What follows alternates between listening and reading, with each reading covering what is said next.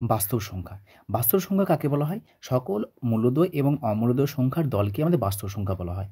অর্থাৎ বাস্তব সংখ্যাকে বলা হচ্ছে আমাদের কি? সকল মূলদ ও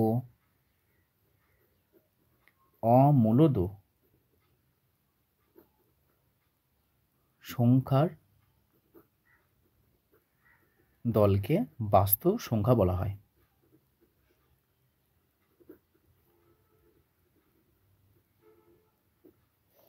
বাস্তব সংখ্যাকে আমাদের কি দ্বারা সূচিত করা হয় বা চিহ্নিত করা হয়? স্ক্রিপ্ট আর দ্বারা আমাদের সূচিত করা হয়, মানে আর বলতে পারো। তাহলে আর দ্বারা আমাদের কি বাস্তব সংখ্যাকে সূচিত করা হয়। তাহলে আর মানে কি বললাম? আর মানে বললাম মূলদ সংখ্যা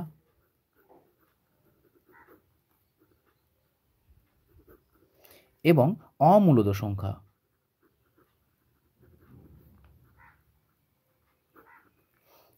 এটা হচ্ছে কিউ, এটা হচ্ছে আমাদের কিউ স্টার।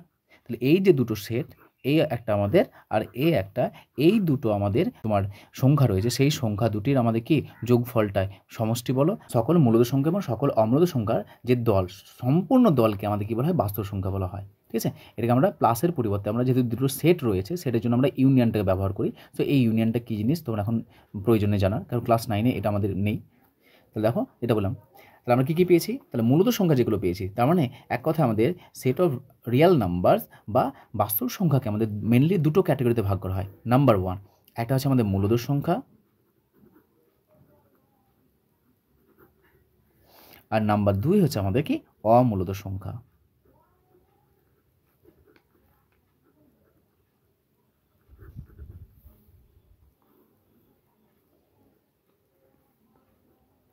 মূলদ সংখ্যাকে দেখো আমাদের আবার কতগুলো ভাগ ভাগ করা হয়।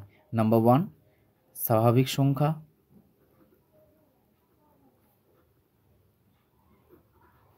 নাম্বার 2 অখণ্ড সংখ্যা,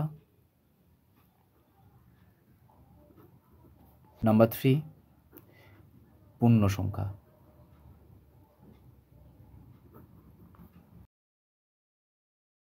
অনুরূপভাবে আমাদের আবার পূর্ণ সংখ্যাকে কতগুলো ভাগে ভাগ করা হয়? 3 ভাগে ভাগ করা হচ্ছে। 1 ধনাত্মক পূর্ণ সংখ্যা,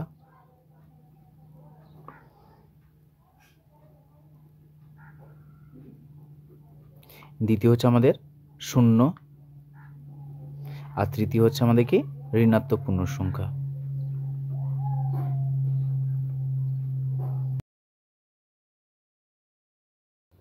আবার অনুরূপভাবে আমাদের এই ধনাত্মক পূর্ণ সংখ্যায় আবার কি, এটা মানে হচ্ছে আমাদের স্বাভাবিক সংখ্যা।